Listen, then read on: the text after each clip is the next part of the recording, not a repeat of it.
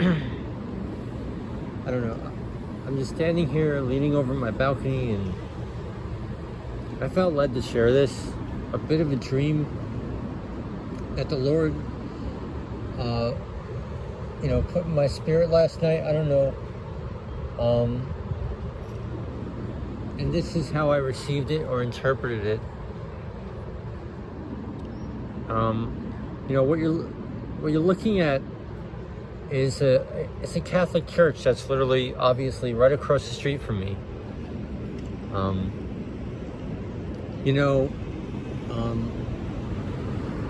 Due to the witchcraft against me, I'm very noise sensitive. The more I relax, the more I get traumatized.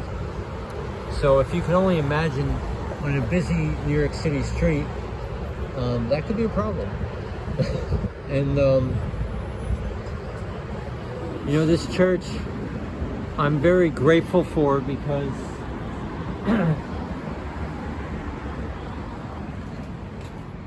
if I were, I know it's hard to see now, but if I were any lower, then the noise would be even louder from the random horn honks of the 18-wheelers. But if I was any higher, higher up, which would be ideal, I wouldn't be able to see the lights, these lights of this church, as I lay down on my bed. And so that, to me, makes this place special, because I see this is something that can only be orchestrated by God. His kindness, how he blesses us abundantly and afflicts us dreadfully all at the same time. And that's how it is in our walk. But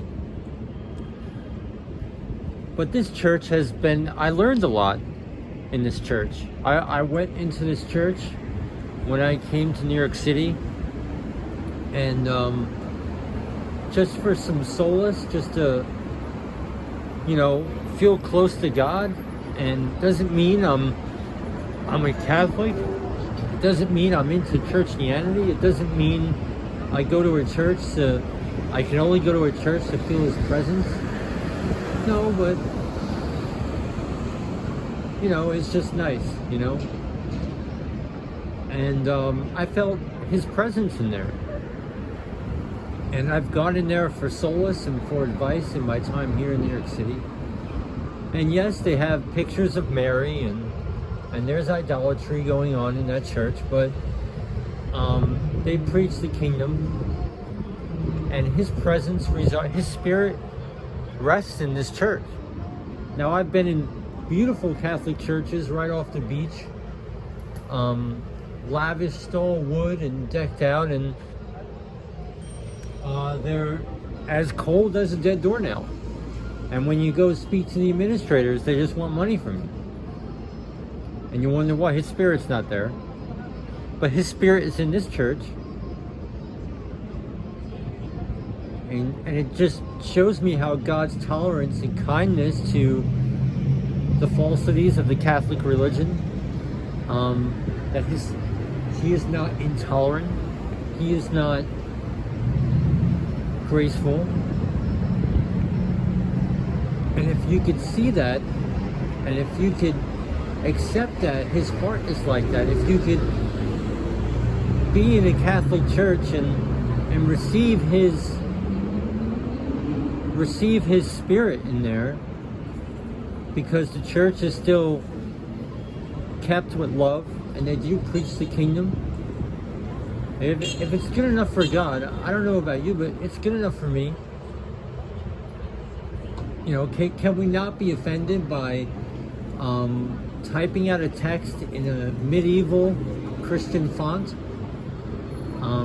while still not compromising our Hebraic roots and still holding on to the truth of our culture and heritage? Can we still embrace the Gentiles, so to speak?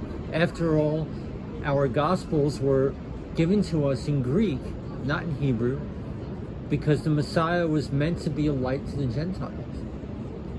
And if we could perceive this, we could perceive the heart of God. And you know, I'm just rambling here, but it's just something I just want to share, and I pray people can receive, whether I'm making sense or not. It doesn't really matter.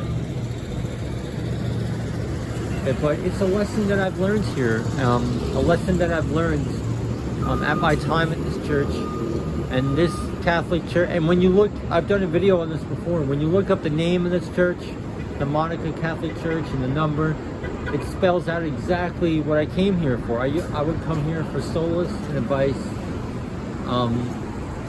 you know, and this place, you know, when I look at this place, I mean, how can you not say thank you, God, and see his kind hand? I mean, there should be a building right here, crammed in my face with people's windows, with feeling like you have no privacy. I was impressed enough in Long Island. This is a rare, beautiful gift. And I'll show you without breaking my neck. Give me a minute here, please. Things are kind of chaotic. Bear with me for a second, please. And I could show you as much as it'll show when I lay down in my bed, and you could still see these lights. You could still see the church when I lay down.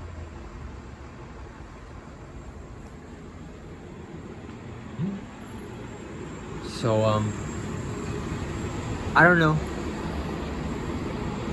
So can we be a light to the Gentiles? Can we receive the truth of the Gentiles without being offended? Can we receive the truth without being offended? Right? The Gospels were given to us in the Greek because Messiah was meant to be a light to the Gentiles. And that's all part of God's sovereign hand. And yes, is it wrong to embrace a Hebrew gospel? No. Is it wrong to be offended by a gospel written in Greek? Well, that's not the heart of Yah. And it's not really the truth. So, can we find the balance without compromising the truth? So it's just stuff to meditate on. Something I've learned. Something that I've learned sitting in this church, and feeling his presence, and, you know, looking at all the Catholic stuff and all that kind of stuff, and still, hey, well, if it's good enough for God, it should be good enough for me. So I don't know. The kindness and tolerance and long suffering of Yahuwah. All right, guys, I'll let you go. Thanks for tuning in. God bless you.